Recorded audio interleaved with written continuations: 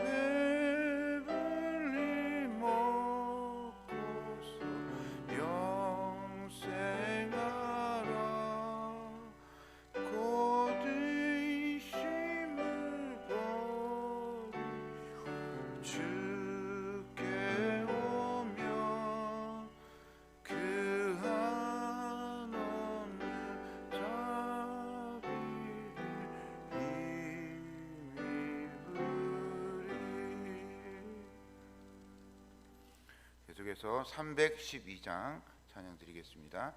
312장입니다.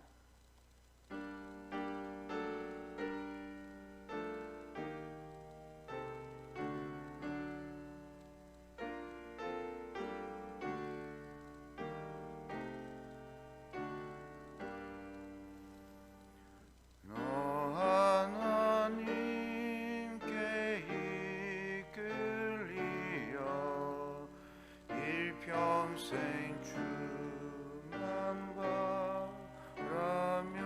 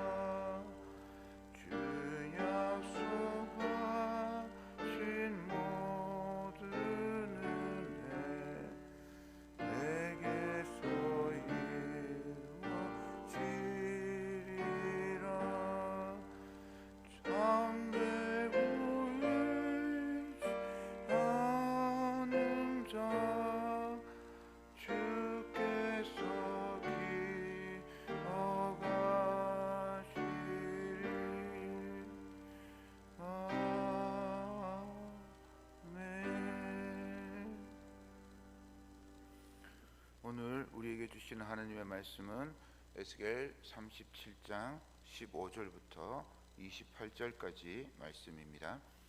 구약성경 1210쪽에 있습니다. 하나님의 말씀을 받들어 읽겠습니다. 여호와의 말씀이 또 내게 임하여 이르시되 인자야, 너는 막대기 하나를 가져다가 그 위에 유다와 그 짝 이스라엘 자손이라 쓰고, 또 다른 막대기 하나를 가지고 그 위에 에브라임의 막대기 곧 요셉과 그 짝 이스라엘 온 족속이라 쓰고, 그 막대기들을 서로 합하여 하나가 되게 하라. 내 손에서 둘이 하나가 되리라. 내 민족이 내게 말하여 이르기를 이것이 무슨 뜻인지 우리에게 말하지 아니하겠느냐 하거든.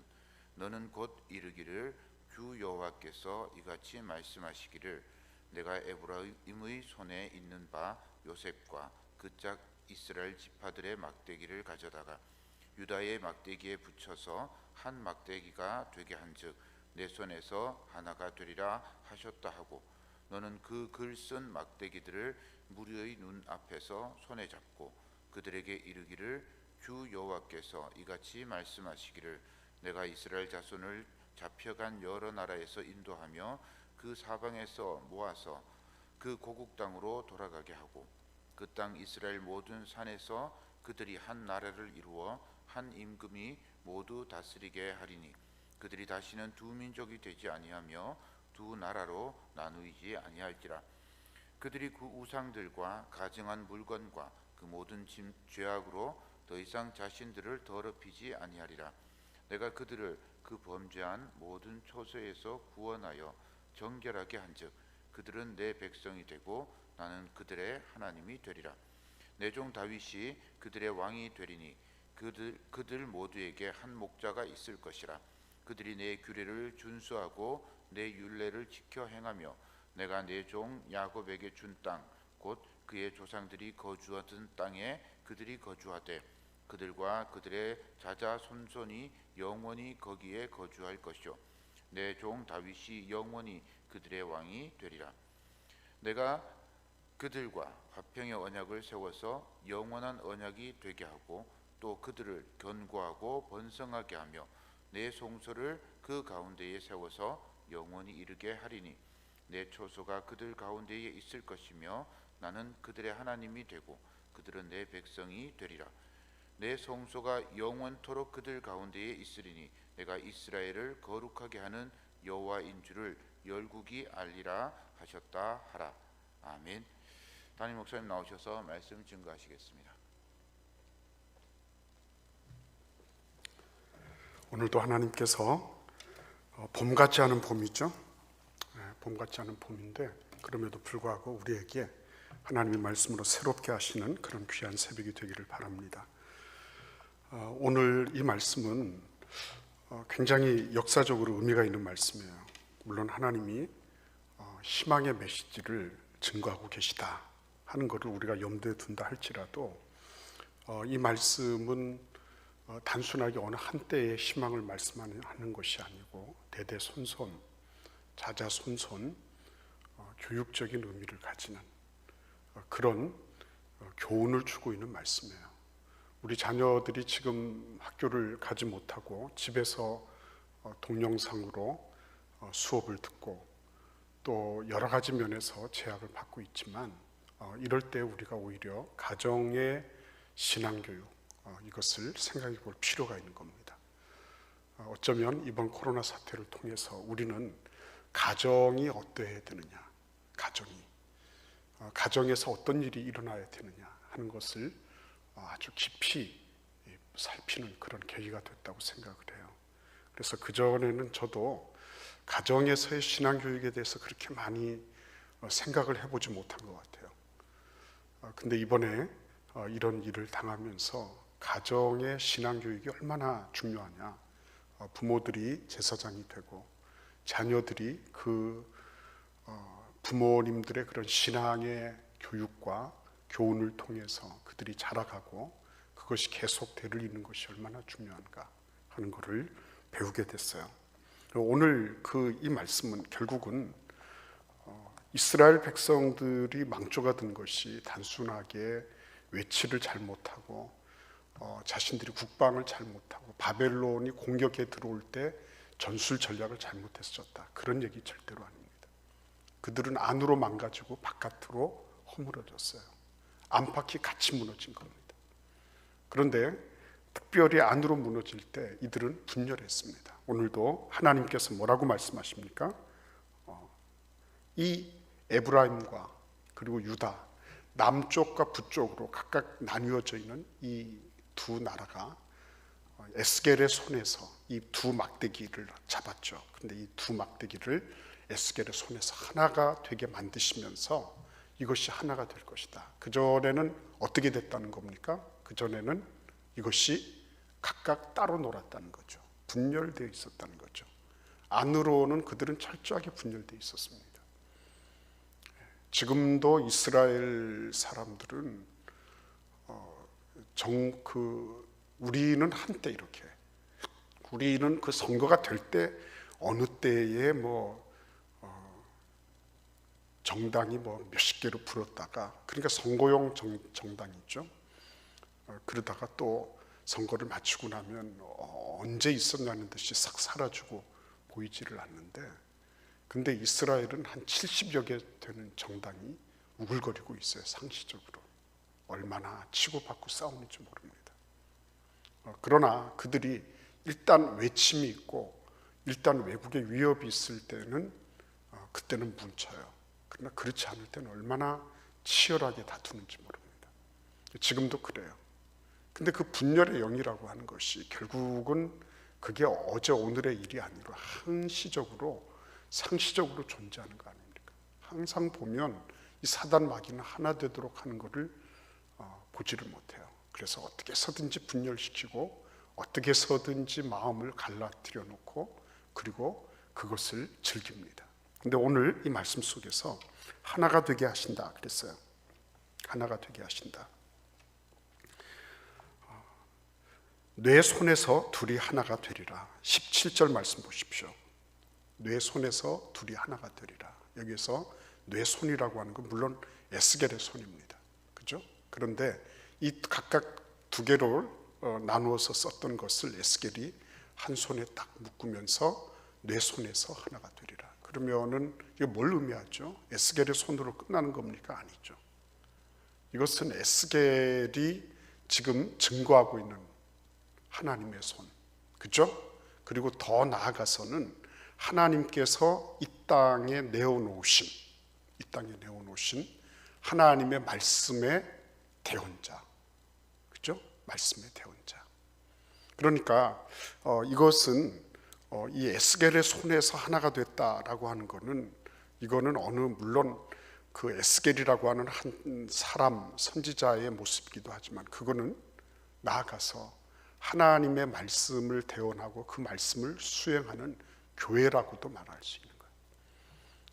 이거는 여러 가지 상징으로 충분히 비유할 수 있는 겁니다. 그러나 아주 중요한 건 뭡니까? 하나님께서 갈라지고 나누어지고 분열되어 있는 이 모든 것들에 대해서 하나 되게 하신다라고 하는 것을 분명하게 보여주고 계신 거예요. 그래서 여러분, 내 손에서 하나가 되리라라는 이 말씀을 계속해서 말씀하고 있습니다. 7절도 그렇게 하고요. 그리고 저기 19절도 내 손에서 하나가 되리라 이렇게 말씀하고 계십니다. 그러니까 하나가 되게 하는 역할, 그것이 뭐예요? 교회의 역할이에요. 그래서 이번에도 선거를 마쳤지만 참 안타까운 것은 교회가 그 어느 한편을 택하거나 어느 한편에 편승했다는 거예요.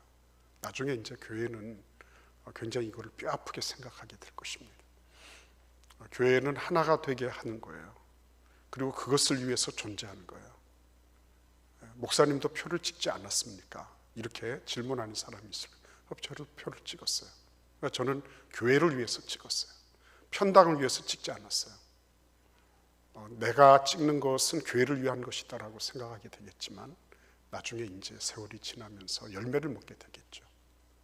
아무튼 중요한 것은 교회가 이 모든 것들에 갈라진 것에 대해서 이것을 하나가 되게 만드는 역할을 한다 하는 것이 하나님께서 에스겔을 통하여 보여주신 계시예요. 그런데 중요한 건 뭡니까? 이 부분에서 교회는 그러면 뭐 하는 곳입니까? 결국은 하나님의 말씀을 받고 그거를 선포하는 곳이에요.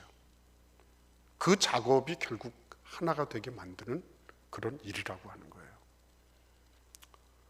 어떻게 보면 교회가 그렇게 대단한 무엇처럼 보이지 않을 때가 있어요. 무력하게 보일 때가 있습니다. 그러나 하나님께서 하나 되게 만드시고 그리고 그 모든 것들의 중심을 잡게 만드시는 것은 교회예요. 그래서 여러분, 내가 지금 교회의 일원이 돼 있다, 내가 교회이고 교회의 일원이 돼 있다라고 하는 것은 그거는 단순하게 어느 한편을 편들거나 어느 한편에 서서 내가 다른 편에 대해서 뭘 변호하거나 이런 게 아니에요. 그거를 탈색하지 않으면 교회는 교회 될 수 없어요. 그러면 탈색하게 하는 만드는 방법이 뭡니까? 24절을 보십시오. 24절에 보시면 내 종 다윗이 그들의 왕이 되리니 그들 모두에게 한 목자가 있을 것이라. 한 목자로 말미암아 가능해지는 거예요. 내가 그거 중심 잡겠다고 하나 되게 만들겠다고 절대 안 됩니다. 양편이 돼 있든지 몇 개가 돼 있든지 간에 관계없이 중요한 것은 한 목자 아래 있는 거예요. 다른 말로 말씀드리면 이것은 목자 대신 예수 그리스도, 예수님이 중심이 되실 때만 가능한 일이에요. 그러니까 뭐 네가 어느 쪽이다 그걸 물을 필요가 없어요. 왜냐하면 예수님이 중심이 되어 계시면 어느 쪽인지는 분명하게 되는 거예요.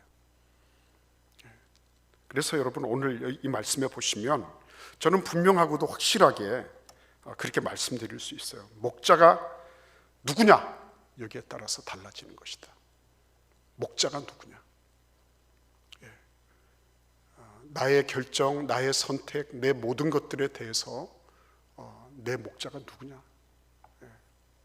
거기에 따라서 모든 것들이 중심이 잡히기도 하고 또 거기에 따라서 분열된 것이 하나가 되기도 하고 그렇게 되는 거예요. 그렇죠?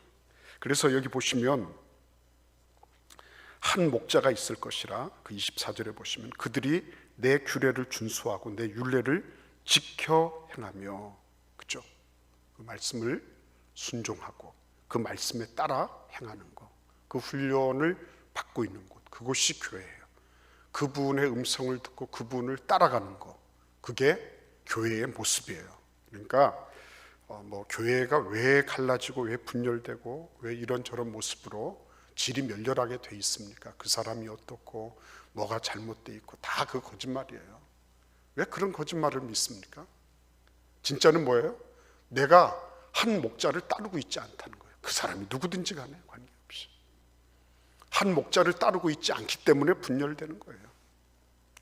왜 가정이 왜 갈라집니까? 한 목자를 따르고 있지 않아요. 부모 자식 간에 왜 그런 아픔이 있습니까? 한 목자를 따르고 있지 않음이에요. 그러니까 여러분 이런저런 변명을 할 필요가 없습니다. 네가 옳고 뭐 무엇이 옳고 그르고 이런저런 소리를 다 하고 이거는 맞고 저거는 틀리고 하는 이런 모든 것들은 결국은 목자가 누구냐에 따라서 결정되는 것입니다. 그런데 오늘 여기에서 우리가 한 가지 눈여겨서 봐야 될 부분이 있습니다.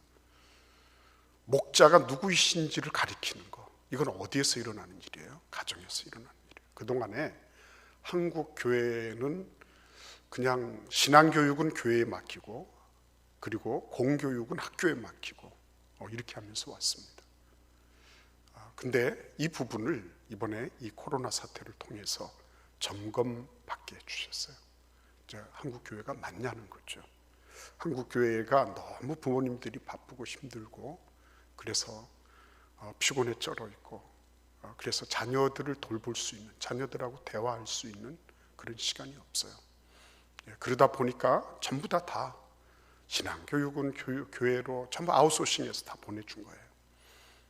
학교에서 선생님이 잘 가르쳐 주시겠지. 선생님이 가르쳐 주신 것은 한 목자를 가르쳐 주시는 건 아니거든요.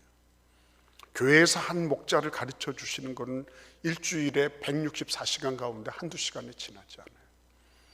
그것이 계속적으로 영향을 미칠 것이다. 오히려 학교 교육이 더 큰 영향을 미쳐요. 그런데 우리는 그 학교 교육에다가 모든 걸 맡겨놓고 자녀들의 가치관과 세계관을 형성하는 일을 등한히 했어요. 그게 나타나는 거예요. 그리고 그것이 앞으로 한국 교회를 계속적으로 핍박할 겁니다. 아플 거예요. 이제는 우리 자녀들을 얼굴과 얼굴을 대면해서 그렇게 가까이에서 교육하고 그러는 거를 학부모들 자신들부터가 꺼려할 거예요.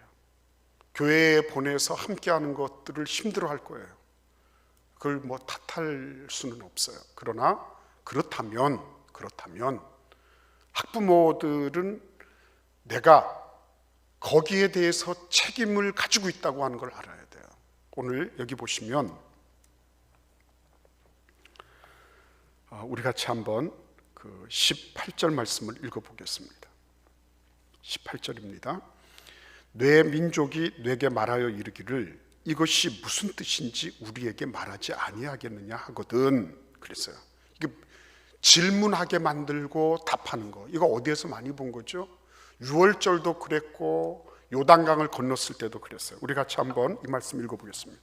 출애굽기 12장 25, 26절입니다. 출애굽기 12장 25, 26절이에요. 이거는 전부 공교육 상태에서 한 게 아니에요. 그때 당시에 뭐 학교가 있었습니까? 없었습니까? 뭐 이런 얘기를 하는 것보다도 더 중요한 거는 이거는 부모와 자식 간에 일어나는 일이란 말이죠. 12장 25, 26절을 같이 읽어보겠습니다. 너희는 여호와께서 허락하신 대로 너희에게 주시는 땅에 이를 때에 이 예식을 지킬 것이며 아닙니다. 미안합니다. 25, 26절 다시 한번 읽어보겠습니다. 너희는 여호와께서 허락하신 대로 너희에게 주시는 땅에 이를 때에 이 예식을 지킬 것이라. 이후에 너희의 자녀가 묻기를 이 예식이 무슨 뜻이냐 하거든. 그죠? 이게 뭘 의미하는 겁니까? 유월절 예식을 지켜나가면서 왜 이 쓴나물을 먹고 왜 이 불에 태운 그 양고기를 먹고 우리가 이런 거를 해야 됩니까? 라고 묻게 하는 거예요.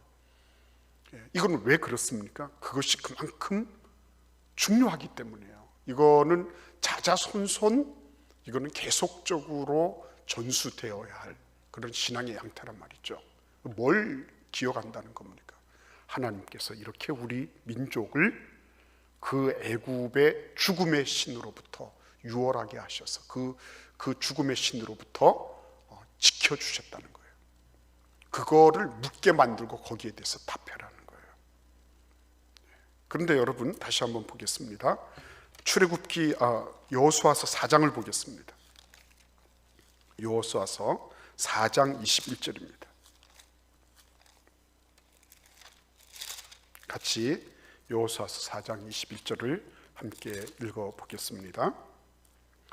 이스라엘 자손들에게 말하여 이르되 후일에 너희의 자손들이 그들의 아버지에게 묻기를 이 돌들은 무슨 뜻이니까 하거든. 22절을 읽겠습니다. 너희는 너희 자손들에게 알게 하여 이르기를 이스라엘이 마른 땅을 밟고 이 요단을 건넜습니다. 자녀들에게 묻고 질문하는 거 있죠. 이 질의응답하는 거, 이 대화하면서 교육하는 거, 이 부분에 있어서 모든 거를 다 그렇게 하면 좋은데요.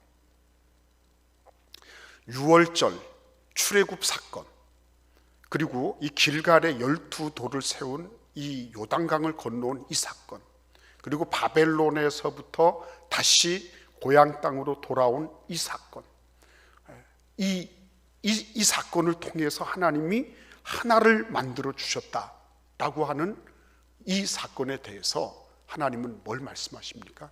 자녀들에게 질문할 것을 가르쳐 주고 그리고 너희가 대답해 줘라 이렇게 말씀하시는 거예요. 자녀들에게 질문할 것을 가르쳐 주는 거예요. 그러니까 좀 어떻게 보면 옆구리 찔러서 절 받는 것과 같은 거예요. 그러나 어색한 것처럼 보이지만 이게 교육적인 효과가 있다는 겁니다. 너 나한테 그렇게 물어. 너 그렇게 나한테 물어봐. 엄마, 왜 기도하는 거예요? 아빠, 아침마다 일어나서 우리가 묵상하는 게 왜 해야 되는 거예요? 왜 하나님께 여쭈어 보고 뭔가를 해야 되는 거예요? 이런 거 너 나한테 질문해봐. 그리고 그러면 내가 답변해 줄게. 그렇죠?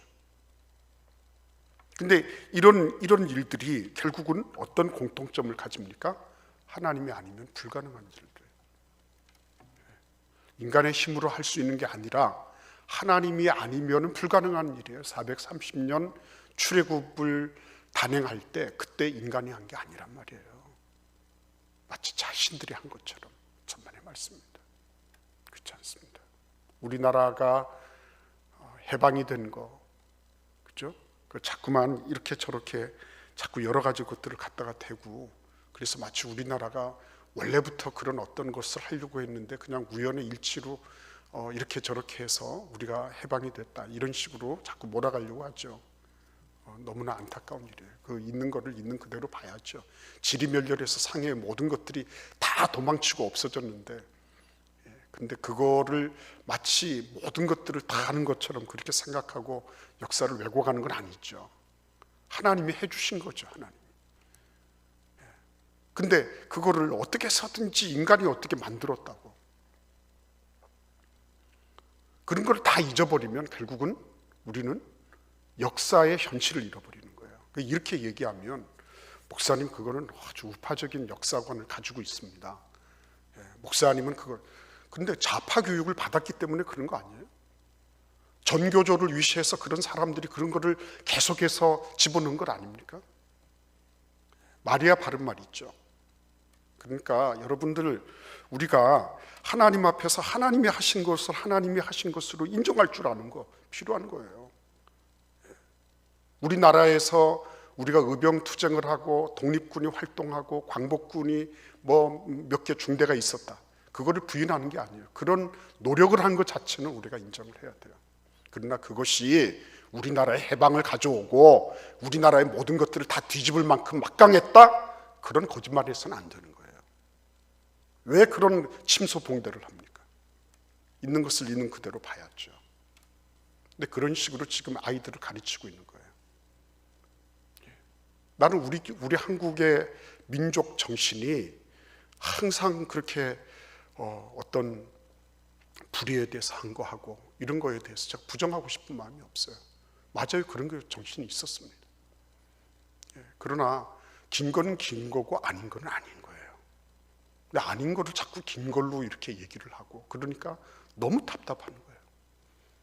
아닙니다, 그거는. 어떻게 해서 우리나라 민족이 그걸 해서 그 해방을 시키고 그럴 정도로 자꾸만 이제 나가 보십시오. 자꾸만 광복군이 광복 연대가 되고 사단이 되고 막강한 사령부가 될 거예요. 금세라도 그냥 일본군을 탁 칠 건데 어떻게 원자탄이 그렇게 떨어져 가지고 어쩔 수 없어서 그런 거를 넘겨준 거다, 이렇게 될 수도 있어요. 여러분, 이 모든 것들은 뭐예요? 하나님이 하신 일이에요. 그거를 있는 그대로를 말해주고 그것을 가르치는 것이 필요한 거예요. 하나님이 우리 민족을 긍휼히 여겨주셨다. 하나님이 우리 민족에 그런 일들을 행해 주셨다. 그걸 지금 가르치는 거잖아요. 6월절 우리 힘으로 한 거 아니야. 요단강 마른 땅 걷는 거 그거 너희들이 잘나서 한 거 아니야. 바벨론에서 돌아온 거 그거 하나님이 너희들에게 해주신 거야. 그거 가르치라는 거예요. 자녀들에게 묻게 하고. 그래서 부모들이 하나님이 해주신 것을 해주신 걸로 올바르게 가르칠 때 자녀들도 제대로 배우고 익히는 것입니다. 결국은 교회 안에서 가정교육이 이루어지고 그리고 그 가정교육을 통해서 자녀들이 하나님이 하신 일을 배우도록 만드는 것, 그것이 바벨론 땅에서 지리멸렬해서 이제 거기에 점점 동화되어 갈 수밖에 없었던 그런 민족을 하나님이 고레스 칙령을 통하여 하루아침에 바꾸어주시고 하루아침에 그 모든 것들을 다 풀어서 다시 고향 땅으로 돌아오게 하신 거. 이거 하나님이 하신 일이다. 하나님이. 그거를 자녀들이 묻고 그리고 거기에 대해서 답변하게 만들고, 그리고 이 나라들이 결국은 남과 북으로 갈라졌던 이 나라가 하나가 되게 하신 거. 이거는 온전히 하나님이 하신 일입니다. 그거를 인정하는 거예요. 그거를 가르쳐 주는 거예요. 이거 하나님이 하신 일입니다. 하나님이 하신 일이 아니고 누가 한 거예요? 그렇죠? 그래서 우리가 주님 앞에 올바르게 보고 교회가 바르게 정신을 가지고 있을 때, 그때 나라도 서고 그리고 이 사회도 서는 겁니다. 거짓을 진실이라고 믿게 만들고, 그건 아니잖아요. 아닌 거는 아닌 거예요. 그래서 오늘도 하나님 앞에 올바르게 주님 앞에 행하는 거, 그리고 우리가 한 목자 대신 예수 그리스도를 따를 때 누가 뭐라 할지라도 하나님 앞에 올바르게 나아가는 그런 교회도 되고 가정도 되고 우리 자녀들도 되고, 그래서 신앙이 쭉 자라가는, 그죠? 계속해서 대대손손 이어지는 그런 은혜와 축복이 있기를 기원합니다. 하나님께서 은혜 주시고 복을 주시고, 여러분의 가정에서 정말 제가 언젠가 한번 말씀드렸잖아요. 어머님 권사님이시고 평생 기도하시며 사셨는데, 그 가보니까 거기에 명태며 이렇게 해놓고 그러고 있어요. 자녀들이 예수 믿는 자녀들, 예수 믿지 않는 자녀들 막 있는 거예요. 섞여 있는 거예요. 그러니까 예수 믿는 자녀들이 양보를 해준 겁니다. 집안의 화목을 위해서. 근데 마음은 너무 찢어질 듯이 아팠어요. 근데 여러분, 그런 일들이 우리에게 있지 말라고 누가 말할 수 있겠어요? 우리에게 있지 말라고. 그 전부 다 사람이 다 잘하고 열심히 하고 다 그래서 한 거야. 너희들에게 있어서 하나님이란 존재는 뭐 있으나 마나한 거야. 그런 얘기를 우리는 하지 않습니다. 그러나 우리의 삶 속에 구체적인 그런 질문과 그런 답변, 그죠? 구체적으로 가정에서 그런 일들이 일어나지 않으면 우리에게 그런 일이 없으라는 그런 법은 없어요. 그래서 참 정말 가슴 철렁한 겁니다. 있는 것을 있는 것으로, 하나님을 하나님으로, 인간을 인간으로 볼 줄 아는 것, 꼭 필요한 일입니다. 주님께서 오늘 이 새벽에도 우리에게 우리 자녀들을 위해서 기도하는 시간 갖기를 바랍니다. 우리가 교회 기도 제목 가지고 얘기하고 이러지만요, 자녀들을 위해서 하나님, 내가 하늘나라 가고 나서도 우리의 자녀들이 계속 믿음 안에서 성장하게 해주세요. 이 기도 꼭 하세요, 여러분. 자자손손 그리스도 예수를 주님으로 섬기는 우리 집이 되게 해주세요. 그래서 그렇게 오늘은 특별히 우리의 자녀들, 손자, 손녀들을 놓고 한 사람 한 사람 그렇게 기도하고 간구하는 그런 은혜가 있기를 바랍니다. 기도하겠습니다. 하나님 아버지, 감사합니다.